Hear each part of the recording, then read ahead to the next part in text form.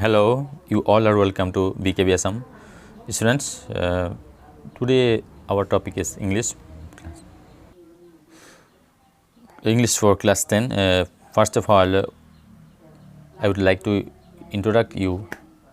with the textbook, namely First Flights. Actually, this textbook is made from the NCR to 2005, right? First Flights textbook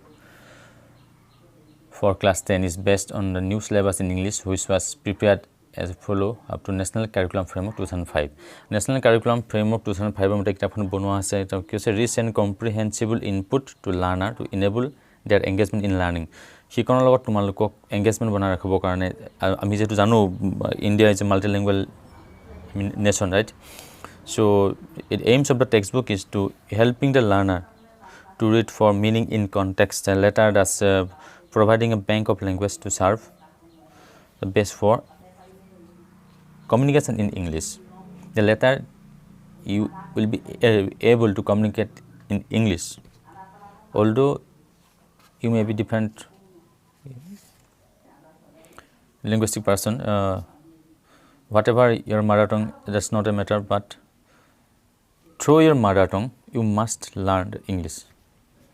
right? Let's into the content. The textbook is almost 11 notes of chapter, right? And our first chapter, namely a letter to God. A letter to God is the first chapter. Writer, I mean author, G.L. Fuent. Next, Dust of Snow and Fire and Ice. And two poems also included here. And এটা prose আছে আৰু দুটা কি আছে poem টা কবিতা আছে এটা গল্প আৰু দুটা কবিতাৰ সন্নিবিষ্ট হৈ ফাৰ্স্ট চেপ্টাৰটো দিয়া হৈছে আমি ফাৰ্স্ট চেপ্টাৰটো আমি কি কৰিম তেতিয়া আমি যেহেতু অলৰেডি ক্লাছত এখিনি কৰোৱা হৈছে আমি এটা ৰিভিজন দিম right I have a request to each and everyone you students let's to make a short note that try to find out the question from each paragraph later you can find out the answer right my first chapter to আমি কি আৰম্ভ হৈছে এখিনি পৰা আমি line বাই line পঢ়ি meaning খিনি কৈ নাথা কৰিম ইম্পৰ্টেন্ট লাইন খিনি আলোচনা কৰিম যাতে অৰ্থখিনি বুজি পোৱা হয় ইয়াৰ পৰা কি কোৱেশ্চন আমাৰ পাব পাৰো হেখিনি কথা আমি আলোচনা কৰিম প্যাৰাগ্ৰাফ খিনি আলোচনা কৰো the house ঘৰটা কথা কৈছে the only one in the entire valley গুটে উপত্যকাটোত এটা মাত্ৰ ঘৰ আছে set on the crest of a low hill from this height one could see the river field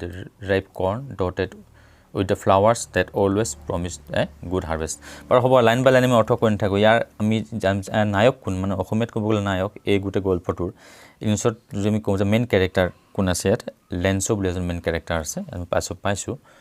লেন্সো hall main character অৰ্থটো আমি গম পালো মেইন ক্যাৰেক্টাৰ গম পালো এটা আমি লেন্সোনো কোন হয় বুলি যদি কোৱেশ্চন হয় আমি কি লিখিম আৰু লেন্সোৰে কি কৰিছিল আমি জানো এটা ফাৰ্মাৰ হয় লেন্সো খেতি কৰিছিল এনেকা কোৱেশ্চন বিলাক আমি অলপ আলোচনা কৰিম আৰু লেন্সো কি কৈছে এ হাউস ঘৰটো ক'ত আছিল একমাত্ৰ ঘৰ আছিল আৰু লো হিল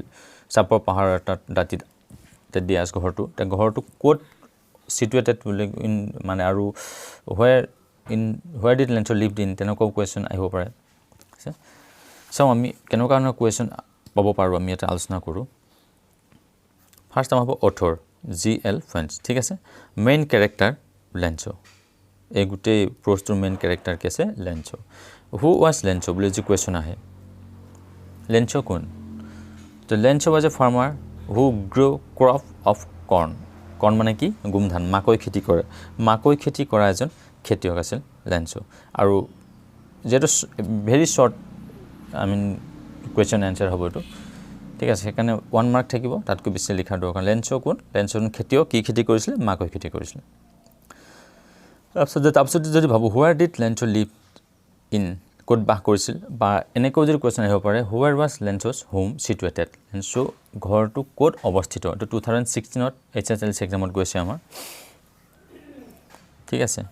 লেন্সো কি घर कहां पे थे वो कहां बसते थे अगर इस टाइप क्वेश्चन निकले तो आंसर क्या होगा देखते हैं লেন্সো lived in a house situated on the crest of a low hill in a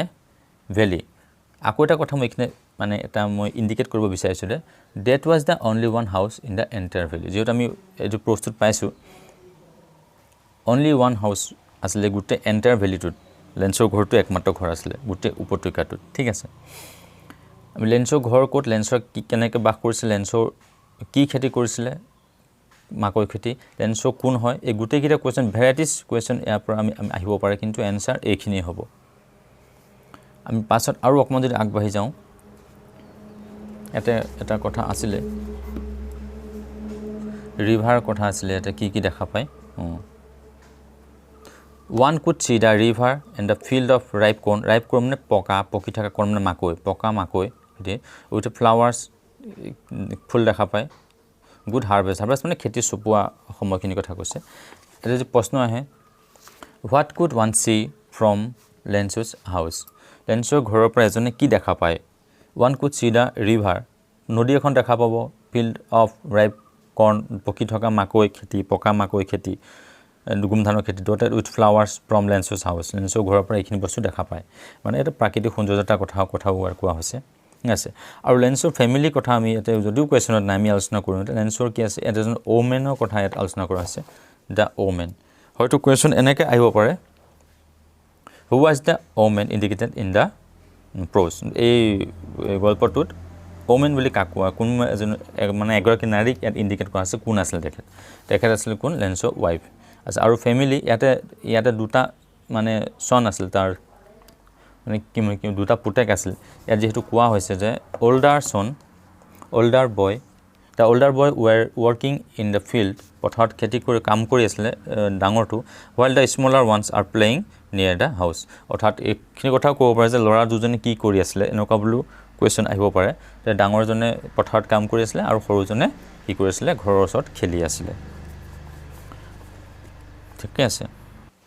আৰু কি হৈছে যেহেতু লেন্স খেতিয়ক আছিল তেওঁ বৰষুণৰ কাৰণে কি মানে প্ৰেডিক্ট কৰিছিল বৰষুণ হওক মানে কি কৈছিল বৰষুণৰ খুব প্ৰয়োজন আছিল right লেন্সো had predicted কি big drop of rain began to fall বহুত ডাঙৰ বৰষুণ মানে পৰিব যত্ন কৰিলে এইখিনি এটা কথা মানে এটা ভাত খোৱাৰ সময়ত তেনেকাতে নৰ্থ ইষ্ট ডাইৰেকশ্যনটো লক্ষ্য কৰিব আকাশলৈ নৰ্থ ইষ্ট ডাইৰেকশ্যনটো মানে কি বৰষুণ অহাৰ সম্ভাৱনা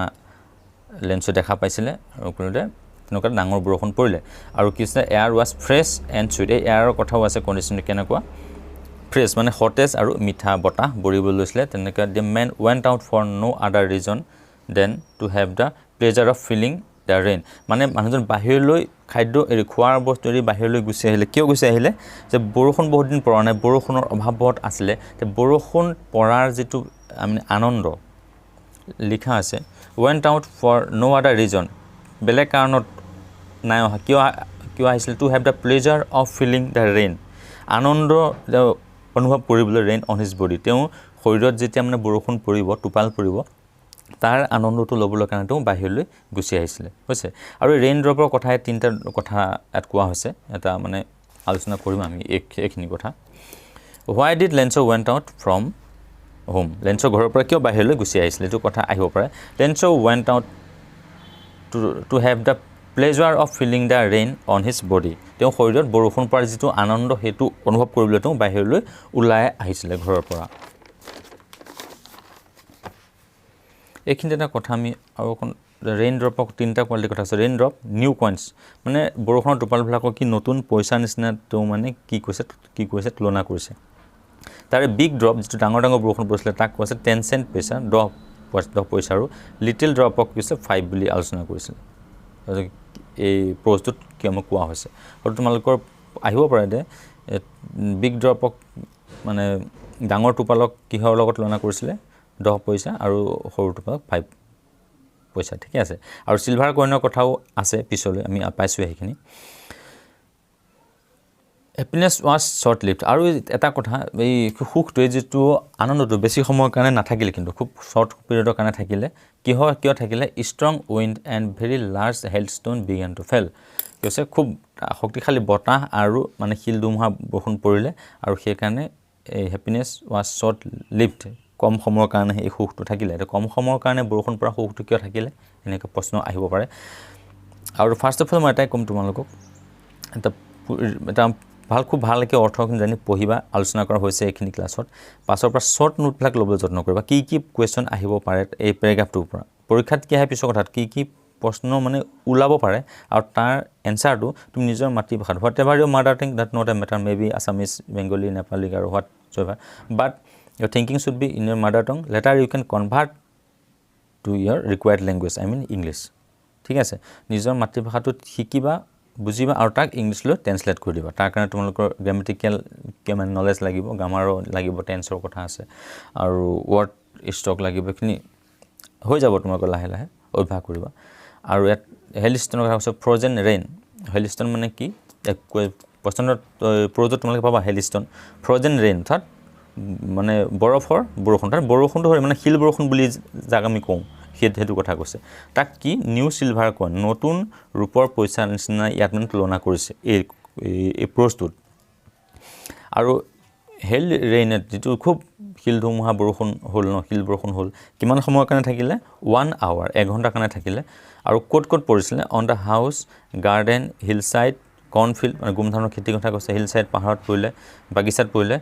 হোল ভেলি গোটেই উপত্যকাটোত এই 1 ঘণ্টাৰ কাৰণে পৰিলে তাৰ যিটো আনন্দ আছিলে বৰষুণ পৰা গোটেইটো নাশ হৈ গ'ল আৰু কি খতি কৰিলে দ্য কৰ্ণ ৱাজ টোটেলি ডেষ্ট্ৰয়ড মাকৈ খেতি সম্পূৰ্ণ ধ্বংস হৈ গ'ল ফ্লাৱাৰ্ছ ৱে গন ফ্ৰম দ্য প্লেণ্ট ফুলবোৰ গছৰ পৰা সৰি পৰিল দ্য ফিল্ড ৱাজ হোৱাইট আৰু এই গোটেই পথাৰখন হোৱাইট দেখা গ'লে কভাৰ্ড উইথ চল্ট মানে নিমখে ঢাকি থকা নিচিনা বগা দেখা গৈছিলে কাৰণ বৰষুণৰ শিল বৰষুণবিলাক পৰিলে ন